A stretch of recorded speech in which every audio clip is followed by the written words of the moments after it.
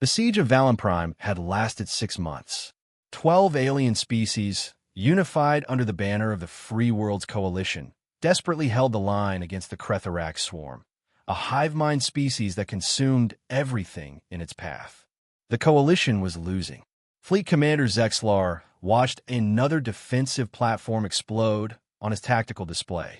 3 billion civilians huddled in underground shelters below. The Cretherac bioships kept coming, endless waves of chittering death that adapted to every weapon, every strategy. "How long until the evacuation fleet arrives?" he asked. 6 hours, Commander. We need to hold for 6 more hours. Zexlar looked at his casualty reports. At this rate, they had maybe 3 hours left. Maybe. His communications officer suddenly stiffened. "Sir, we're detecting massive slipspace signatures at the system's edge." "The Cretherac reinforcements?" "No, sir. The energy signatures are different. Reading as human." Every head on the bridge turned. "Impossible," Zexlar breathed. "Humanity isn't part of the Coalition. They refused our call to arms." The sensor officer's voice shook. "Sir, you need to see this." The main display shifted to show the system's edge. Ships were emerging from slipspace. Not dozens, not hundreds, thousands. Human dreadnoughts materialized in perfect formation, their angular hulls bristling with weapons that made Coalition technology look like children's toys. At the center of the fleet, a vessel so massive it registered as a small moon. The Eternal Vigil, humanity's first and only mobile battle station. A transmission cut through every channel, audio only. A human voice, female, calm as death. "This is Admiral Sarah Kovac of the Terran Expeditionary Force. We've been monitoring the situation. We're here now. To all Coalition forces, stand down and withdraw to safe distance." To the Cretherac warfare. But the Coalition had dismissed them as too young, too inexperienced for galactic conflict. Now, watching the human fleet move into formation, he understood the terrible mistake everyone had made. Humans didn't refuse the Coalition's call because they were afraid. They refused because they needed time to prepare for total war. The Cretherac swarm recognized the threat immediately. 1 million bioships, the entire swarm presence in the sector, turned as one toward the human fleet. It was a tidal wave of organic horror that had shattered 12 species' combined military might. The humans didn't even slow down. "All batteries." Admiral Kovac's voice came again. "Fire." The universe turned white.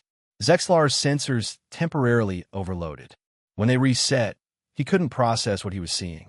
The Cretherac frontline, 300,000 bioships, simply ceased to exist, vaporized by weapons that tore apart matter at the molecular level. "What in the name of the Founders?" his tactical officer whispered. The human fleet advanced through the debris field. The Cretherac, for the first time in recorded history, hesitated.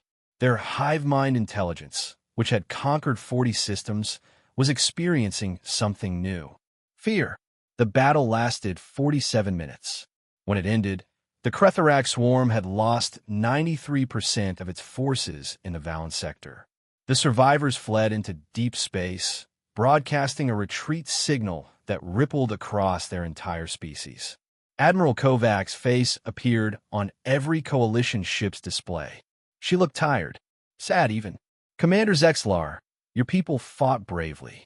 The evacuation can proceed safely now." Zexlar found his voice. "Admiral, we called for help months ago. Why did you wait so long?" Kovac's expression hardened.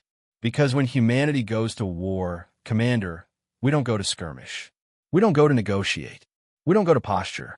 When we commit to war, we commit. We spent 6 months building this fleet, designing new weapons, running simulations, analyzing Cretherac biology and tactics. We didn't come here to push them back. We came here to break them so thoroughly they'll remember humanity's arrival for the next 1,000 generations. But our people died while you prepared." "Yes." Kovac's voice was heavy. "And we'll carry that weight forever. But if we'd come unprepared, we'd have died too. And the Cretherac would have consumed this entire sector, including Earth. We chose the cold math, Commander. We chose to arrive once, decisively, rather than die alongside you in increments. Zexlar had no response. The human logic was brutal, ruthless, and devastatingly effective. We're establishing orbital defense platforms around Valen Prime, Kovac continued. The Kretherac won't return. Not here. Not anywhere we decide to protect. She leaned forward slightly. And Commander? Tell the Coalition Council something for me. Humanity isn't joining your alliance. We're not interested in your politics or territories, but we are interested in survival. The Kretherac threatened that. So we ended the Kretherac. The transmission cut. Zexlar stood in silence, watching the human fleet establish a perimeter. Every coalition captain was receiving the same data: tactical readouts, weapon specifications, casualty reports. The numbers told a story. The Kretherac swarm, unstoppable force of nature, had met humanity. And humanity had won in under an hour. His communications officer broke the silence. Sir, we're receiving messages from all coalition worlds. They all say the same thing. What are the humans? Zexlar thought about Admiral Kovac's words, about the cold calculation that let billions suffer while they prepared overwhelming force, about a species that didn't fight wars, they solved them. They're survivors, he said quietly, and they just taught the galaxy what that really means.